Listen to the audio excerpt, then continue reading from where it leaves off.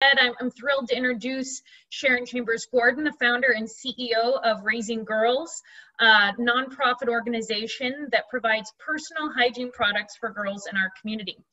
Sharon has worked and volunteered for over 30 years in nonprofit organizations as a community advocate for students and parents developing outreach and vocational programs. She holds a master's degree in communications and organizational development from the University of Alabama. She currently serves as a member of the board of directors with Hilltop Artists. She is a Palmer Scholars Mentor, member of the American Leadership Forum, a volunteer with the Girl Scouts of Western Washington, a member of Tacoma Rotary 8, a member of South Sound 100 Women, and a member of the Women's Council of Realtors. In 2015, she was nominated and selected as Girl Scouts of Western Washington Women of Distinction. In 2019, she received the Gold Star Partner Award from Tacoma Public Schools, the BECU People Helping People Award, and the Community Service Award from the Tacoma Pierce County Association of Realtors. She works full-time as a real estate broker with Windermere Professional Partners and is also a trained Washington State Housing Finance Commission home buyer education instructor. She loves the outdoors and enjoys working in her garden. I'm assuming you've had more time to do that recently. Reading, teaching, cooking classes, and tackling interior decorating projects. Also something I'm sure you've done a lot more of recently. She's also an avid photographer and has a passion for travel, exploring parks, cuisine, and the arts. I think we can all say that we're very thankful to have Sharon with us today with her experience and her distinction, and given everything that's going on in today's environment, what a timely presentation for us. So thank you, Sharon. Please feel free to join us now. I welcome you. Well, thank you very much for having me, Ali, and for the invitation from Financial Insights. You know, we've been talking about this since February, and we were supposed to meet in person. And then everything changed with COVID, and I'm delighted to be here and to see folks join us. And I'm going to share my screen, and then I'll go through my presentation. And as Ali said at the end, happy to take any questions that there are. So I am the founder and the CEO of Raising Girls, and we are located here in Tacoma, Washington. Title of my talk today is Community Engagement, Gateway for Change.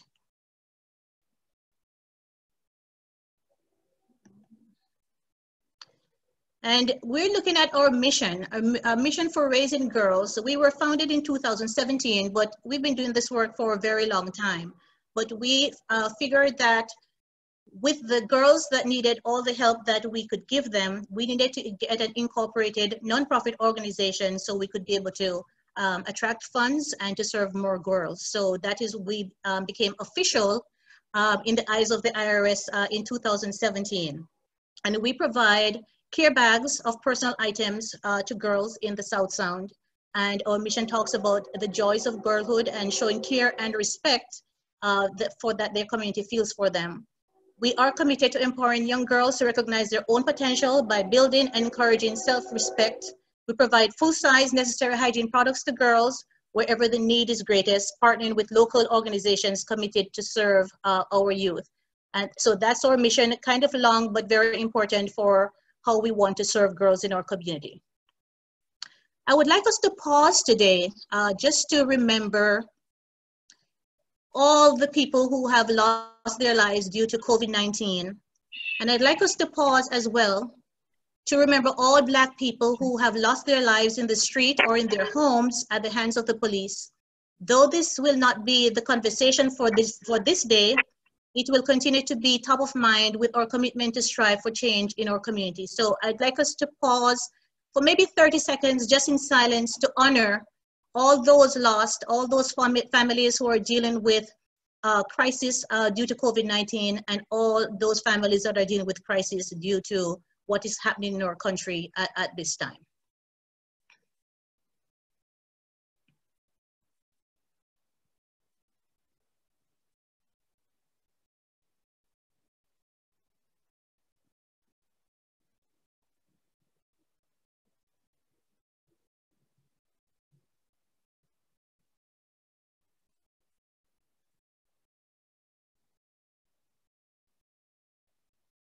Thank you. I'd like to introduce to you our leadership team. We are a group of robust women who have joined this fight to end period poverty, and I have just an awesome leadership team. All of these women are volunteers along with me in our work, and we have people who are retired, people who are currently employed, and it's just a great mix for people who have the heart to serve. And we are still recruiting a few more folks, so if there's any interest after this meeting, be sure to connect with us.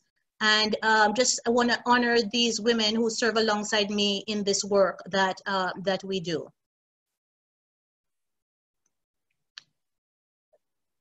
According to the 2018 US Census Bureau data from the American Community Survey, there are 7,970 females between the ages of 6 and 17 in the city of Tacoma and Pierce County living below the poverty line. And the research has shown that many of them don't have access to hygiene products. I was talking, interestingly, to a teacher at an elementary school. She heard me speak at an event and came up to talk to me because she said, well, I see that you're focusing on the middle and high school girls. But I want to tell you that I have girls who have started their periods from 8 years old. And she was asking us to also look at elementary school girls, and not only the middle and high school girls. So we know that girls are starting their periods at a younger age, and we then need to be mindful. So counted in this census data information are those girls from 6 to 17. And of course, we serve girls up to 18 years old as well. But down in the South Sound, not in King County, but Pierce County, we have almost 8,000 girls. And bear in mind, this was 2018 data. So I'm sure those numbers have risen since then. And this year is the year of the census. So I know that we'll get updated information from the Census Bureau. This is an example of what's going on in our schools. And I had a conversation with Principal Burke at First Creek Middle School, that's in East Tacoma. And she was the first one who highlighted to me the challenges that the girls were facing at her school. She said they noticed that girls were just kind of missing school and not coming for a few days per month, and weren't sure until she got to talking to some of them and learned that they didn't have, at the time of the month when they had their periods, they did not have access to hygiene products. And so they would go home. And she also told me that they noticed that at the end of the school day, a lot of toilet paper was missing from the bathrooms, and then realized that the girls were using toilet paper overnight at home. And when they didn't have anything else, they stayed home and missed school.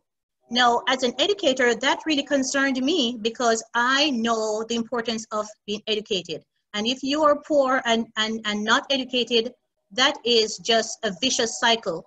And so our commitment is to ensure that the girls have the products that they need, because it affects attendance at school and we want them to be able to go to school. So the commitment from Raising Girls is to ensure that girls have these products in hand whenever they need it, and you know that this is not an issue for them.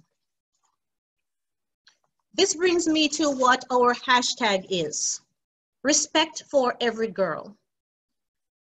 There are just some things that we need to put in context when it comes on to a girl who is poor and doesn't have what she needs, and the issues of how they are looked on and dealt with. And I'll give you a couple examples for why, when I thought about what would be our tagline or hashtag, as we call it nowadays, was respect for every girl. Growing up in Jamaica, we had a lot of hurricanes, and we had a big one in 1988, Hurricane Gilbert, and before that others. But in 1988, I worked with a nonprofit organization, and we were charged to help with sorting donations that came from overseas. So we got a lot of donations from the US, from Canada, from Germany, all over. We got airplanes full of donations. We had a team who were charged to go in and to sort these donations. And what we found was pretty striking to us, and I've always remembered that. We found that a lot of the donations that came from overseas to us were torn, they were dirty, and they obviously were used for a very long time, and then were sent to our third world country. And that really, really bothered me for many, many reasons. So I was grateful that we were able to have this big warehouse where the team and I were able to sort through these clothing. And I would say maybe a half of what we received from these big, huge bundles and cartons of donations had to be set aside because they could not be used, and we would not give them to the folks who had need. So I'm very mindful of that we need to treat girls and boys, of course, but girls in our situation with the utmost respect. And that is why when we talk about donations, we ask for products that are new and not used. Also, along that same line, we have had to set aside time. If we do porch pickups or we have people who drop off donations, we set aside times to go through all the donations, because unfortunately what we have found is that we have had donations come with, half-used bottles of lotion, look like, you pick it up from the dusty bathroom drawer to put that in there, use razors and all of those things. So we are very mindful of what we put in our bags to give to the girls, and we try to spread the word about the kinds of products that we are asking for these girls to have. This brings me to a very important place for our conversation today, the issue of empathy, and how if you can't feel empathy for someone else, then you don't know, because you can't put yourself in their shoes.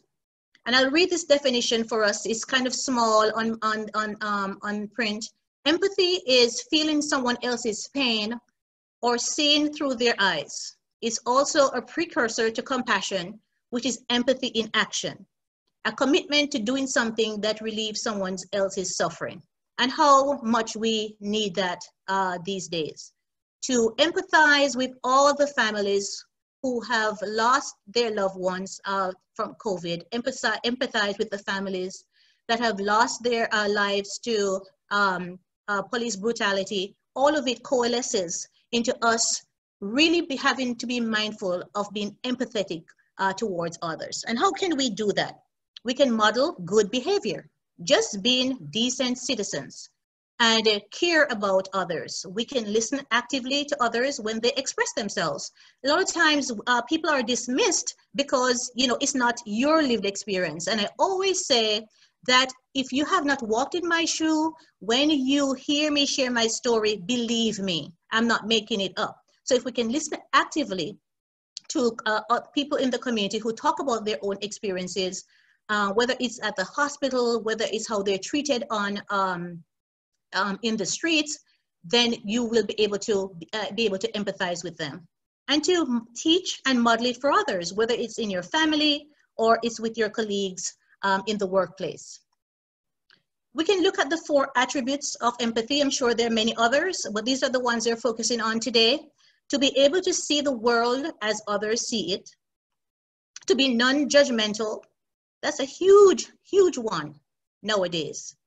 To understand another person's feelings and to communicate our understanding of that person's feelings. And those of us who have been trained to talk and to reflect what the other person is saying to us and to kind of rephrase it so you're saying what they are saying back to you, those are attributes of empathy, so we can embrace others in a very meaningful way and not just set them aside because they don't agree with our viewpoints or they don't see the world as we see them. So these 4 attributes of empathy, especially in these times when We are in the days of COVID, and there are so many other things happening in our country and around the world that if we embrace these attributes, it will make us better community citizens and better citizens, you know, in the whole country. Here are some examples of the ways we can create empathy and foster community. And this is a big one for me, which, you know, I know is very, very important, talking to your neighbors. How many of us know the people on the right side, the left side of us, across the street, further down the street to the left, further down the street to the right? A lot of times we find that we're in our silos and we have no time or place to embrace others. And this is how we have the breakdown in communication. People may get misunderstand what other neighbors are trying to say. So talk to your neighbors, you know, look them in the eye, ask them how they're doing. And especially now when we're all just kind of cooped up with COVID-19, these become very, very important for us. I know that, you know, if I have extra stuff, you know, I may buy 10 avocados and they ripen too fast, then I'm, you know, texting a neighbor, calling them to drop something off. And that certainly helps us to keep in touch. Some other options when it's COVID-19 ready and proper, you know, people used to throw potlucks and organize play dates to be able to hang out with their neighbors and for kids to meet one another. And nowadays that's a little bit more confining, but there are ways that people are trying to be creative to do that and to stay safe. And creating a connection with the people in our own physical communities will also create a space for emotional community to grow. And that emotional piece, that empathy that we so need in our community becomes very, very important as we kind of look to learn about others who may not look like us, who may not do things the way that we do, who may not cook the same kind of food, and who may not listen to the same kind of music. Very important that we get to know our neighbors. Or another challenge is that if we live with neighbors who look like us only, then we know we have work to do to reach out to the community to be able to learn about others. Call your friends. I'm not so good at this in terms of all my friends. There are a few favorites and they get calls, a lot of others get texts. But if we can practice calling our friends and letting them hear our voices, it makes a huge difference. And I know that I feel so much better when I'm able to be on the phone and to talk and to share and to hear how others are doing. And if we do this often enough, then it becomes a habit and we can check in with one another. Taking a personal interest in people. How many times do you go through a drive-through and you may have the same barista twice a week, but you never look in their eye, you never talk to them. And so that's something to be embraced in terms of learning their names and having a conversation with them. And I must highlight one particular store. I will not name it here, I'm not advertising, but I go to this particular store to get particular items that I use. And from the first day I went into that store, and I think there were 3 people who were around me who were in that area. The next time I went, which was 3 months later, they all remembered my name, and I was very, very impressed with that. So if we can take the time to just kind of learn about the people we see daily, that certainly helps taking an interest in people, and especially those who may not do the same things the way we do or to look the same way as we do, and extending that courtesy to other people around us. Now, item number 4, meditate. This has become a very important piece of my survival. And I would imagine I could say our survival. To breathe, to exhale, to cry, to be mindful of when we are not doing okay. Becomes, we need to have that within ourselves and to make time and space for that. And I've been in a couple Zoom sessions over the last 4 weeks or so where we've been invited in to breathe and to be mindful of how our bodies are feeling, how our minds are feeling. And the research shows, many studies have shown that if you have that mindfulness for yourself, if you're able to meditate, I light my favorite candles, I play my favorite music, and be able to just lose myself and take time for myself, then that empathy that we all desire and crave will come from that, because then you become more mindful of the ways in which we relate and treat people. So I'm not seeing a lot of folks on the screen right now, but if you could raise your hand just to say whether you meditate or not, you know, the things that you do to kind of make yourself centered and to guard that mental health, which is so very important for us to do. Joyce, I see you raising your hands on there. So we have to just be able to be mindful to do those things. And then pick a cause and try to fix what is ailing. And so we are looking to see, are there organizations, are there things that we can do to help our neighbor? And in these times, I mean, our 2020 has changed dramatically. We never knew that this would be June 24th, 2020, and we have been cooped up in our homes for almost 3 months, and we have a lot of things that have been happening within our communities. Protests are going on, and people are calling for justice, and it's just been something that is just, this is just a year of reckoning. Well, that's how I call it, and how we need to be able to participate. So find something within the causes of what is near and dear to your heart, and do something about it. And I have a few examples. You know, if there are seniors on your block, check in on them, organize a meal train, you know, find some cause to be able to do it. And the same goes, no one can do everything, but everyone can do something, and to make our world a better place. So speaking of causes, this is what I wanted to highlight to us today, our local cause, which is ending period poverty. And period poverty is defined as girls not having the hygiene products that they need to take care of themselves each month.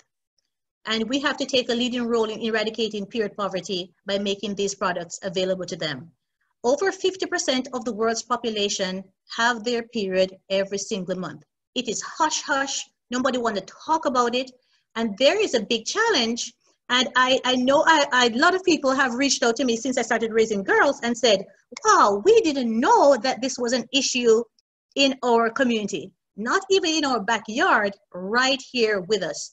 In Tacoma and other cities that you may be watching from, it is happening here. A huge barrier to girls being able to be successful in our communities. And so we want to promote period dignity, where no girl is held back or stigmatized against simply having her period.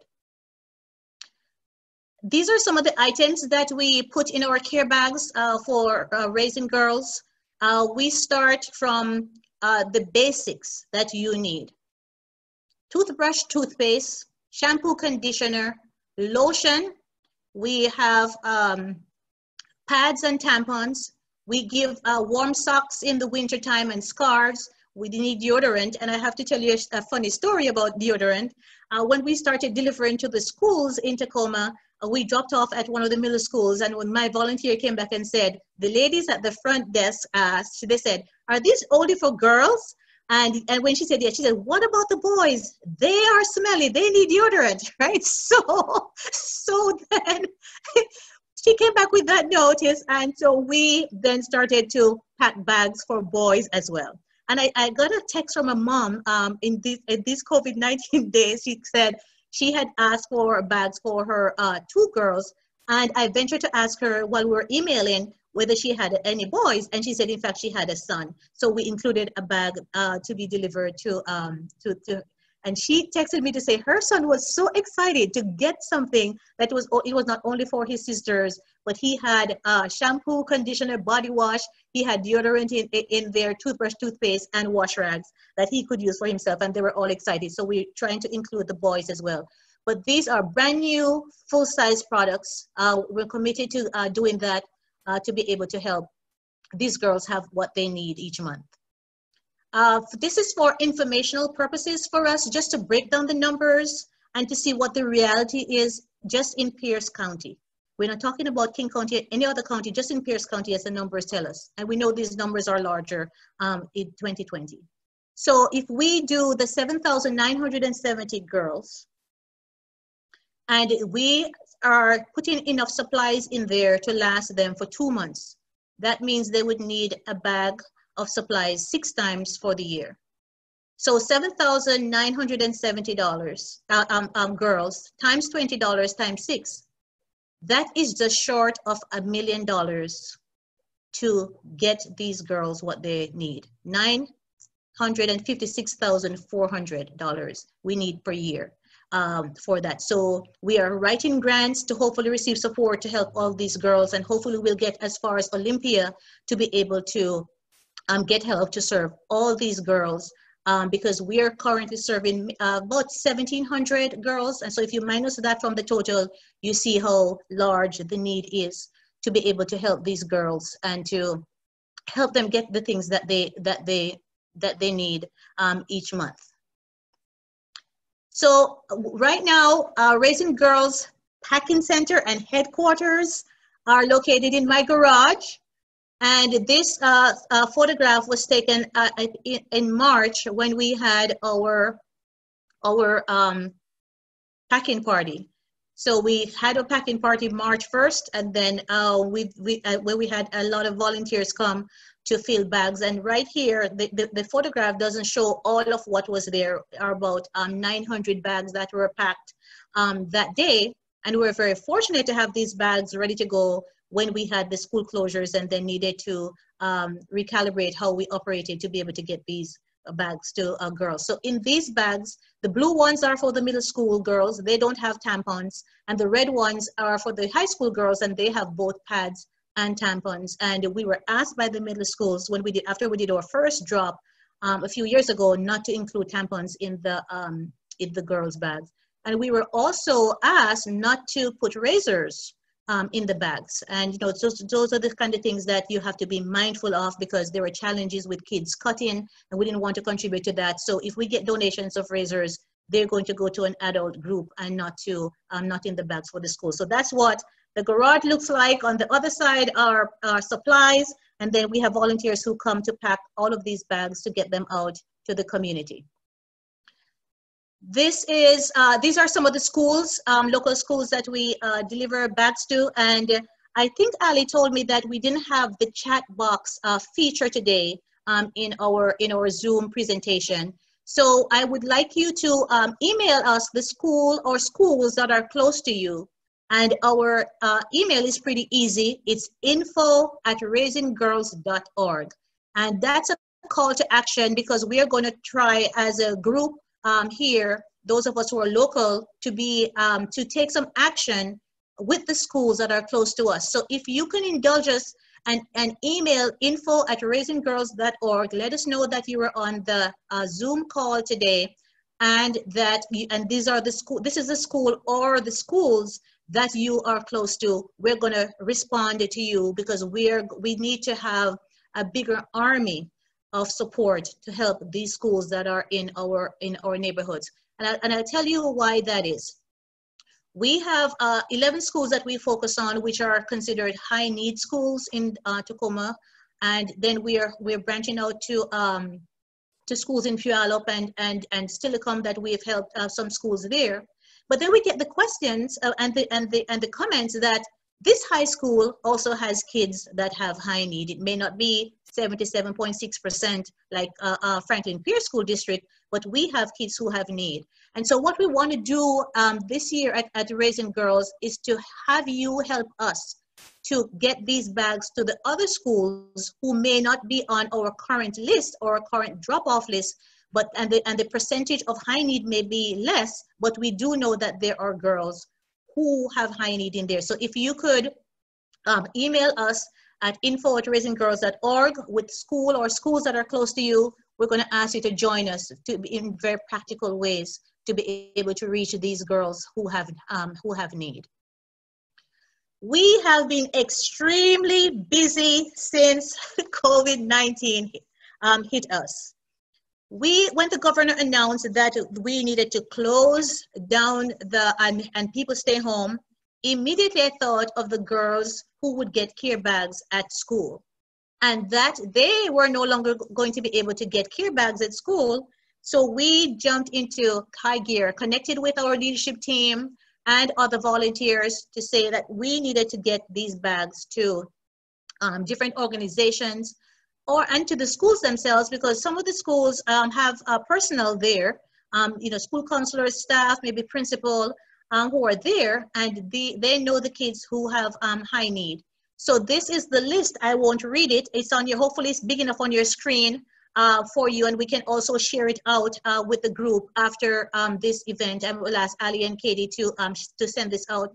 But this is some of the organizations and schools that we've been able to serve. Since March, we've donated over 2,400 care bags, and they're the full-size care bags to many different entities. We've had some food banks contact us to say, can you help us get bags to families? We can help you distribute, and we've dropped off in the Hilltop. We've had folks come from as far as Linwood, Washington, who found us online and said, we have the Congolese Integration Network, have 300 adults, 45 families, and so they needed help. And at this stage, we are not just focusing on Pierce County. If we know of people who have high need, we're going to support them. And we invite our community to come alongside us to help us support them as well. So I want to highlight, though, one high school that one of our leadership team members contacted, Lincoln High School. And we asked the principal,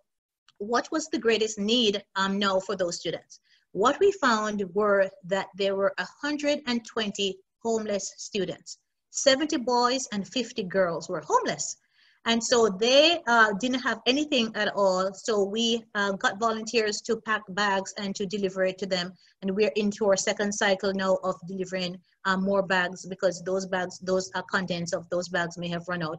So as you can see, we used to do the schools, and then there are other organizations that have contacted us seeking our help, and we have not said no to anyone who has requested help from us. We have been very committed to that. If we're contacted and there is need, we are giving back supplies out. So for example, a woman contacted us. She said, I have a 72-year-old mom, a 74-year-old dad.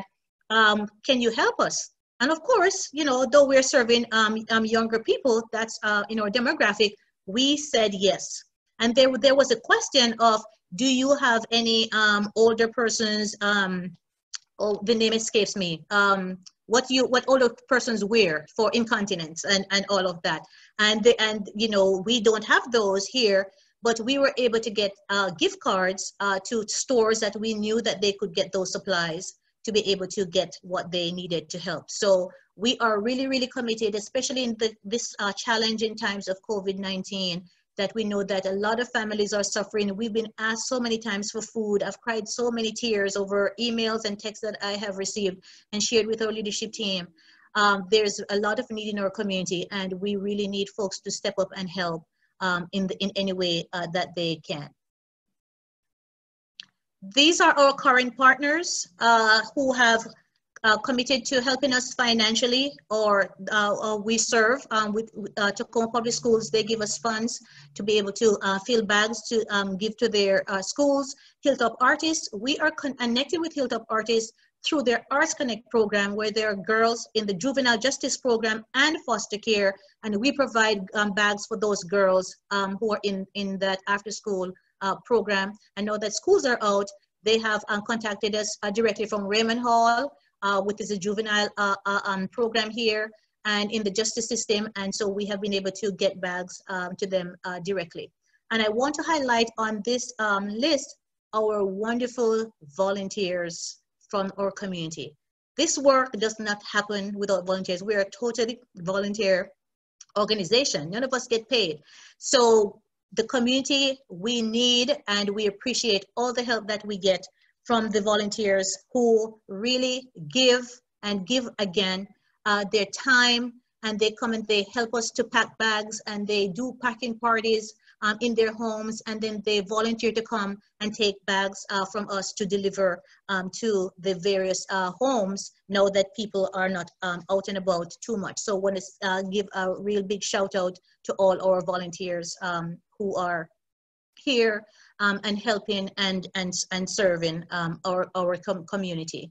And there are on this list, just, you know, you see the breadth of the donors that we have. Benford Foundation, I have to call them out as well, because they just doubled their donation to us through a $10,000 grant this year, which is going to really help us to get more bags for girls. And we are working with the Greater Tacoma Community Foundation. They have given us funds to highlight the census 2020. Our hashtag for that is Every Girl Counts. And we are working on videos to help to also highlight that and encourage that we want every girl to count, because we know that's how the community gets local funding for various services that are very much needed by underserved communities.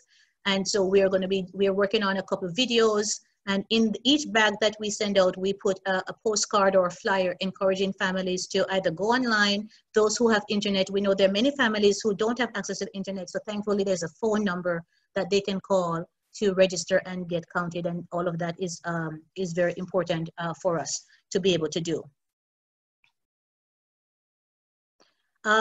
This organization is in honor of my mom and my daughter.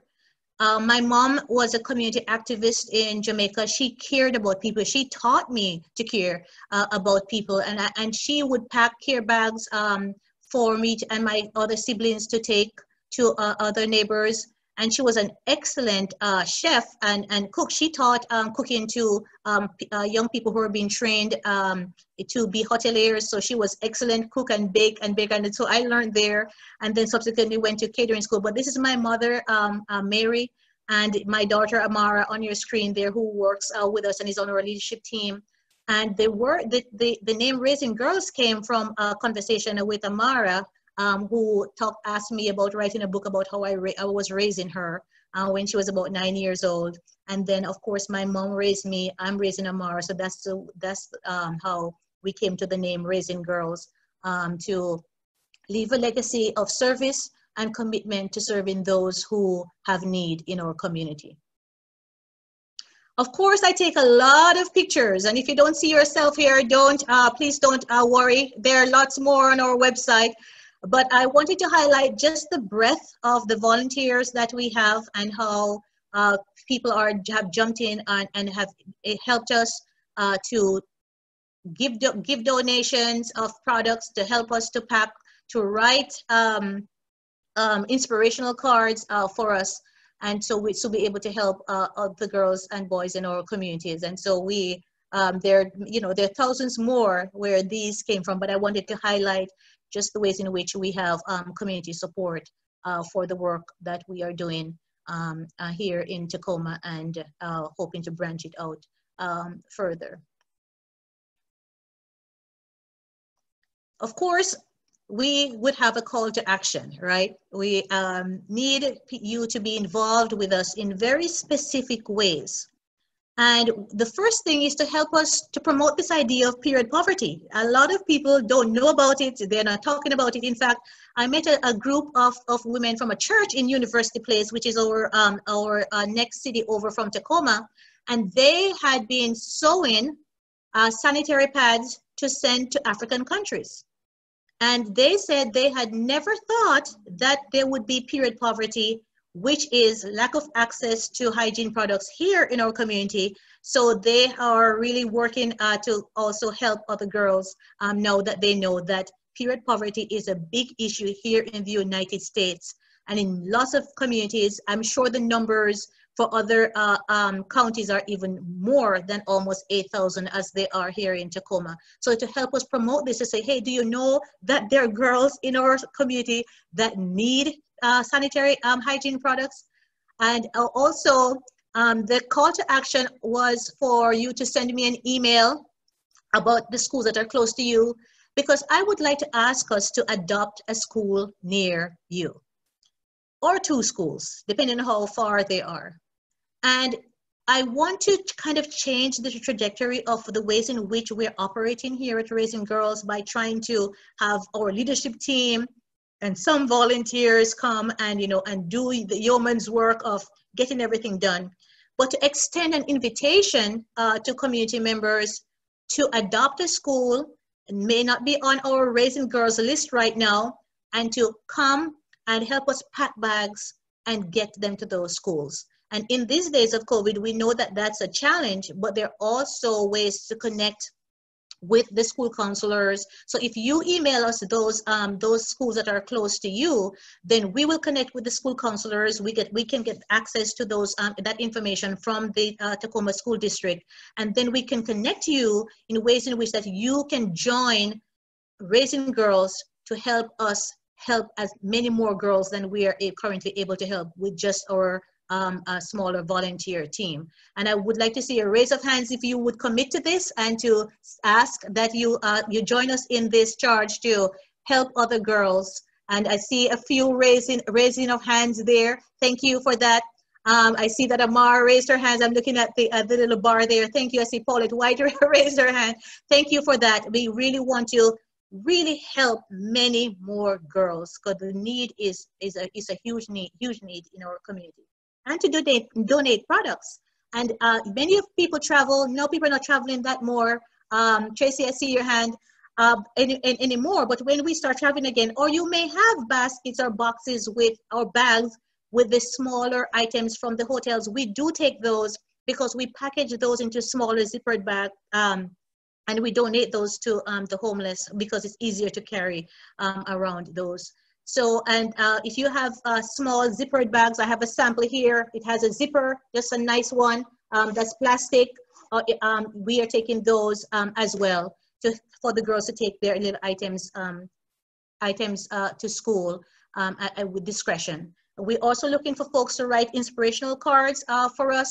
So we have blank cards that we can provide. So a lot of people say, oh, I have my own, or I can pick some up at the discount stores. And so we ask you to write inspirational cards. If you don't know what to write, we have samples as well for those cards. So we are really asking you to help us. Right now we have about 3,000 cards in circulation where people have asked. We have posted on social media, and people have said, yes, I want to write. We've dropped cards off, or they're writing their own, and we're just so grateful for that community action. That people are taking tangible to send a message to a girl. We put a card in each bag that we pack of positive and inspirational and uplifting messages for them. So I would like to see another raise of hand if you would like to be a person to write some inspirational cards. And when you email us about the school that's close to you, let us know if you would commit to also write some inspirational cards to send to a girl. And at the end of my presentation, so we can have time for questions, connect with us. We have a robust website. You'll find lots more information there. My daughter Amara has been wonderful in helping us to manage that. And she set up some very, very helpful links for us now. When we have the issues and the protests that have been going on, she has set up a wonderful link of resources that you can access there as well. So you can share those out with your families. And we're on Facebook and Instagram. And of course, there's our email again, and our hashtag Respect for Every Girl. We're community strong, and we're certainly better together. And I'm very grateful to be able to share with you today, and that we can commit to be the change that our community needs. Thank you. Thank you so much, Sharon, for speaking with us today. And I unmuted everybody, I believe. So everybody should have an opportunity to ask any questions that you would have, or just say hi, or give Sharon some love, whatever you're feeling like you want to do. Hi, Sharon. My name's Al. And I just wanted to thank you for this great work that you're doing. I'd like to uplift the divine feminine in all of us, so that men as well as women, can take seriously how they can help and become more aware and of assistance. So thanks for your presentation today, and it was very helpful to learn more about what the situation here is in Pierce County. Thank you, Al. I have a question.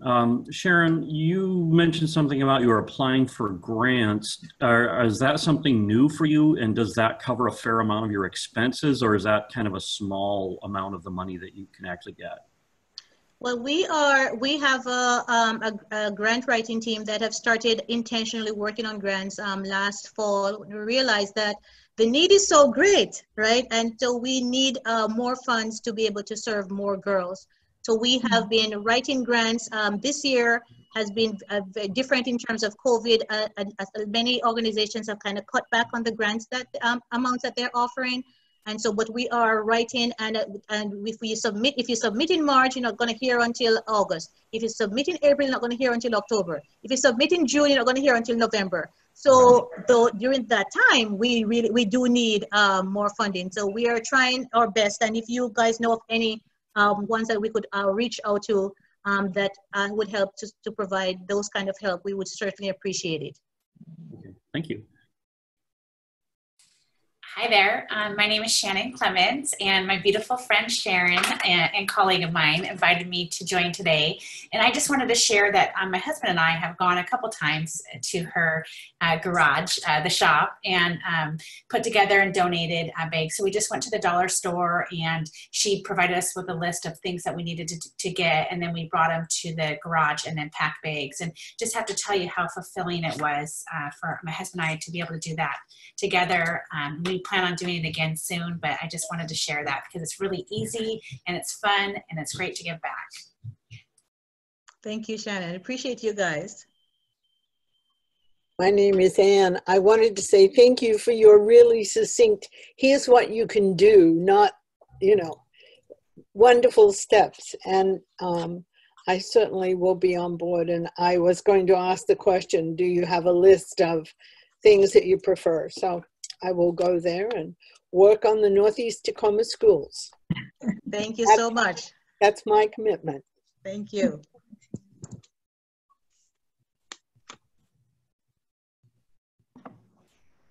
Hi, this is Tracy. I really appreciate it, and Sharon, ALF 21. So I saw it there. So thank you for posting there. I really appreciate that. I live in Puyallup, and so I already sent Katie a bunch of different schools out here, and happy to do that. And I went through a little area. I haven't been able to clean a lot of my little areas that I have better goals than I am actually getting done. But meanwhile, I found out that I have lots of cards. So happy to help in all those ways. And just thank you so much for the good work in lifting up our women and girls. It's essentially important. And so I'm so grateful to have this connection with all of you today, and it really has lifted my spirit. So thank you very much for all you do. That's great. Thank you very much.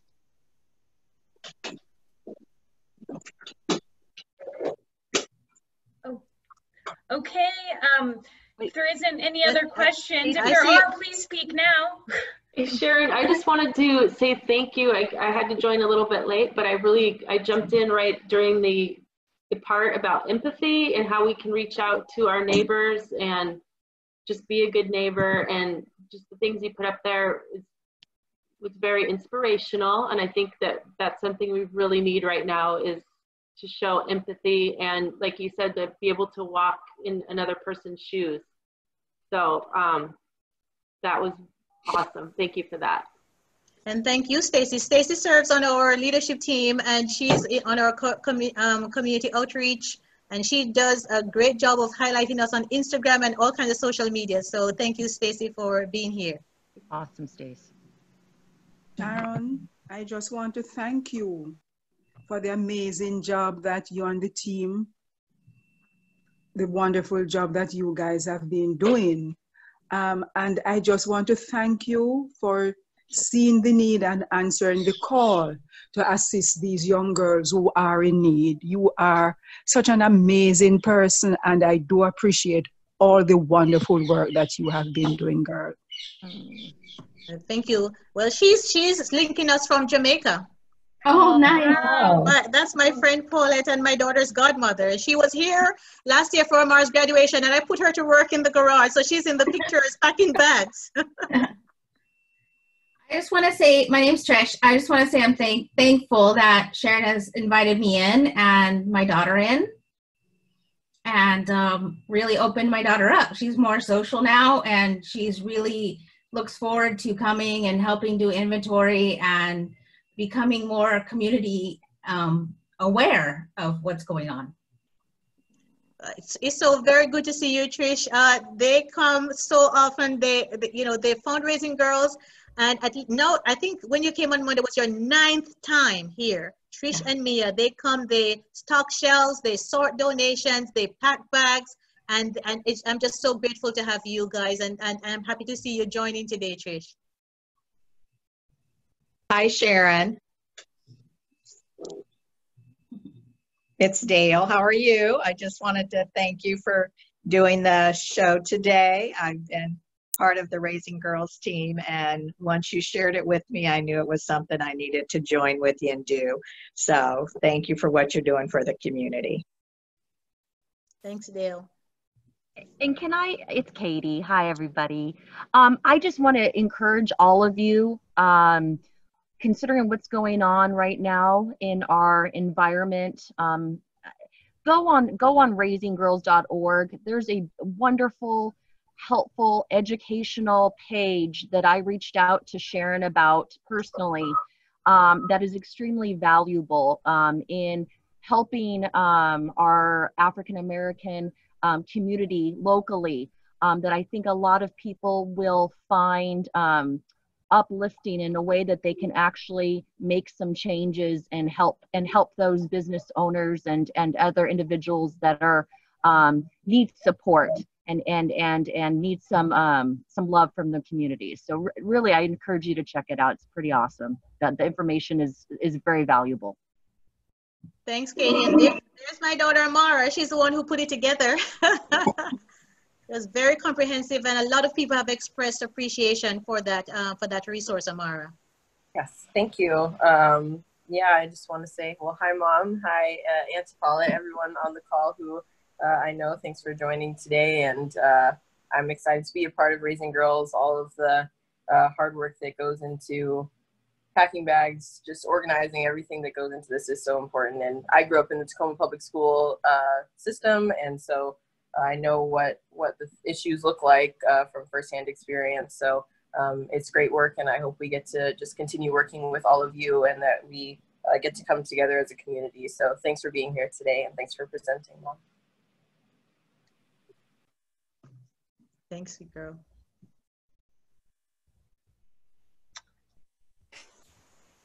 Okay, well, Sharon, thank you so much again for speaking with us, for sharing with us, and for inspiring us today. And thank you everybody for coming. It's been really valuable and awesome, and I hope we can connect this way more in the future.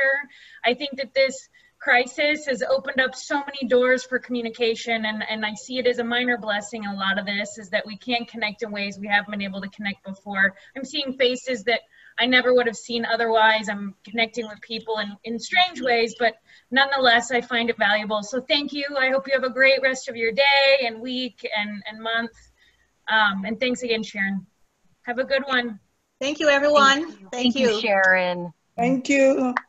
Have a good rest of the day. Thank you. Thank you, Bye, Sharon. everybody. Bye.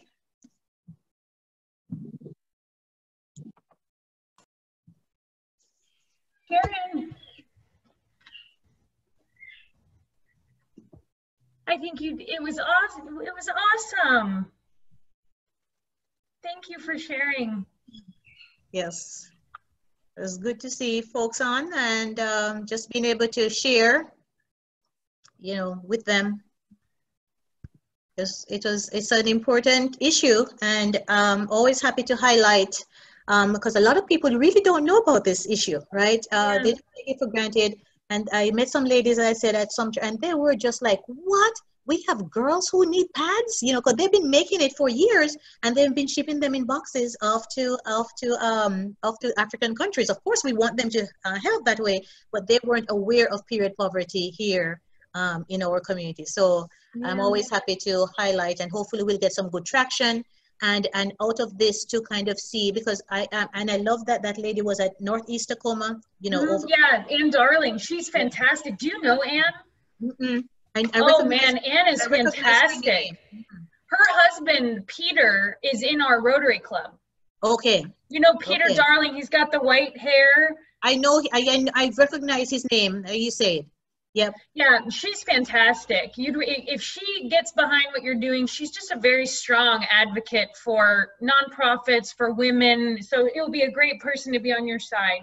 That would be awesome. That's awesome. And I was, yes, we want to see, and there was other lady in Puyallup. So, because my goal, I realized that we really need to push, have a strategic plan to have more people involved than just us, right? Because there's so many more girls, and it came to light when that person said, but you know, at Stadium there are girls who have need, at Wilson there are girls who have need, they may not be in that 50% up higher, but there are, and so I'm trying to see how we can have the community help us.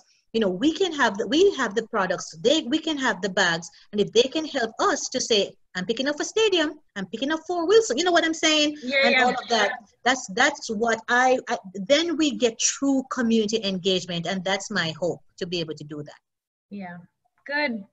Well, have a wonderful rest of your day. I think it went fantastic. Good job. Good job.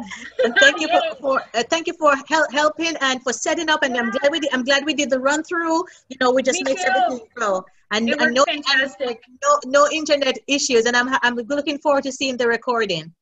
Yeah, me too. I'll stop the recording right now. Okay. Thank you so much. Thank you. Thank you, Katie. Thank you, Ali. Bye-bye. Bye.